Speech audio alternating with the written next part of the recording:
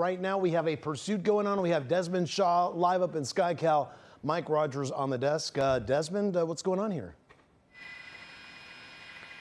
Juan, I think I can hear you here. Okay, we're getting on the northbound 110. This is a really tough one. It's LA County Sheriff's deputies that had been in pursuit of a stolen vehicle. It was a Jeep, but now we're looking, I believe, at a Challenger. Wow, this vehicle that's hurtling towards us now, northbound 110, because we witnessed just off of Gage in the 110, the person inside of the Jeep got out, and this vehicle was waiting for them, and it looked like they got in the passenger seat. So this is an accessory to this allegedly stolen vehicle, and they are flying towards us now at triple-digit speeds in the carpool lane.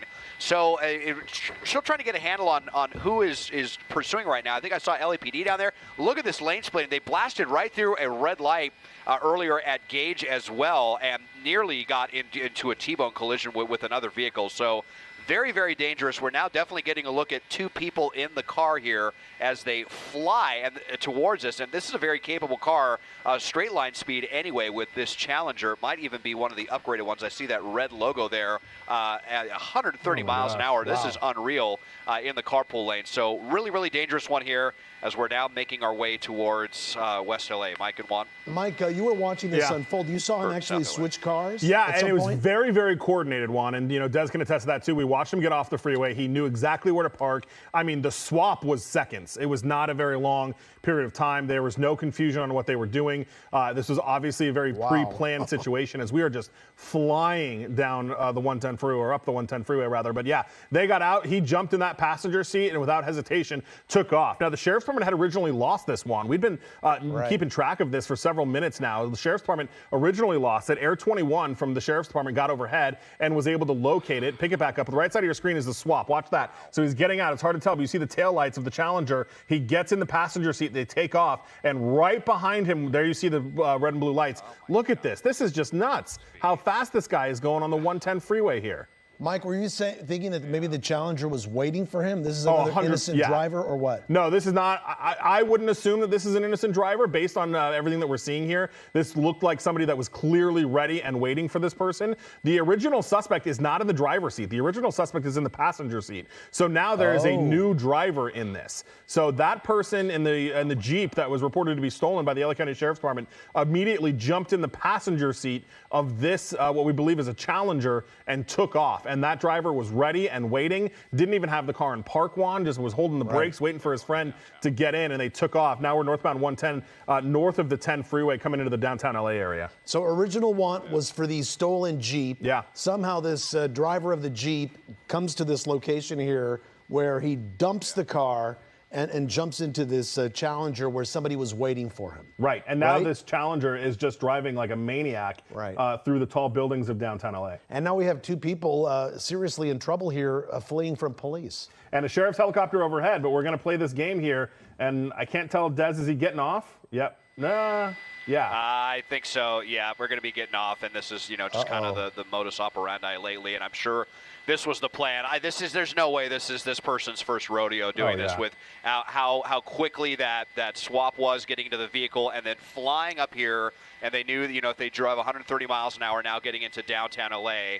I feel like I'm not going to say that this is the same Charger, but I know that we've covered pursuits like this with these Chargers. I mean, it's almost like something, out of Fast and the Furious, not to make light of this, but the kinds of driving that we see. And now we're, vanishing into downtown LA. And here is what we've just been seeing way too commonly now. There were no ground units behind this suspect. They're going to try to blend in. We're trying to find him, and all you got to do is get behind one tall building. And, there were no ground units there. So, hopefully the owner of that Jeep is going to get their vehicle back unscathed, but this person is likely to get away.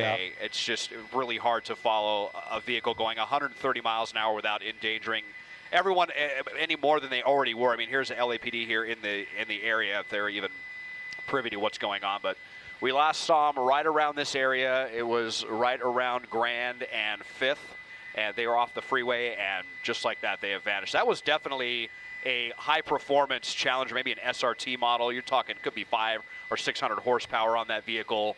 And, unfortunately, we've seen the Chargers, the Challengers before have been able to evade authorities when they take risks like that. So, you know, and it looks like another one has potentially gotten away here. Yeah, guys. it looks like either one tall building or one parking garage, right, Mike, can make for a good escape. Well, and it makes you, you know, to Desmond's point about this was very well orchestrated by these suspects. So I wouldn't be surprised at all if this is not their first time engaged in this. I mean, the car swap was almost perfect. And they drove straight to downtown LA after the ground units had dropped out because of the dangerous speed. So now you've got an air unit that is looking for this. That air unit, by the way, circling kind of near City Hall-ish area. Olive and Craft is what we're hearing the last location they saw them at was. But, I mean, as you saw, it took just, you know, a half a second for us to lose them. Under the tall buildings, and that's all it takes. And you know, the sheriff's department is, even though they have more room to wiggle with the airspace, they are still have to deal with these buildings, and you still will easily lose sight of people very, very quickly. Mike, did you see a back license plate on the Dodge? I noticed when the car was heading towards us on the shot there on your right, there was no front license plate. You know what? I don't know. I don't know that I see one there either. I don't see him. Where is he?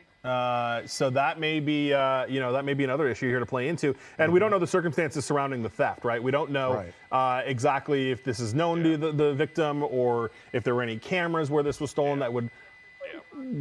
Grand and Fifth is where we're hearing they just had a sighting of him, but may have also lost him. So, I mean, this is the game we play, Juan. And if he's not already in a parking garage or in one of the many underground tunnels that run through there, I mean, there's a 2nd Street tunnel. There's a couple of other tunnels that we've seen people get into, and they don't have the benefit of ground units. There are no ground units. They backed off because of the really intense speeds that were happening at the time. So now we're looking at a pursuit suspect search in the area of Grand and Fifth in downtown Los Angeles right now, and as Desmond was mentioning, you know, what these tall buildings there, plus plenty of places to park, parking garages there can make for a pretty quick escape. Yeah, absolutely. I mean, there's no shortage of places to go in this area. And again, just based on the way that they did it, I mean, they didn't even come through the south end of downtown. They drove straight on the 110 freeway until they could immediately get off and be immediately in an area surrounded by tall buildings. Because obviously downtown is not entirely tall buildings. There are portions of it that don't have that. But these guys took the 110 freeway, got off at the right exit to immediately be mixed in with all of these tall buildings. And I don't know, too, Juan, when they were coming up the freeway, we had a good shot of it. We could see 2 people in it. It looked like the passenger was even trying to look up and out the window to get eyes on the helicopters as well. So it just, you really got to wonder if this is not the first time that these guys have been involved in something No doubt. And we're going to keep monitoring the situation here. In the meantime, thanks for watching.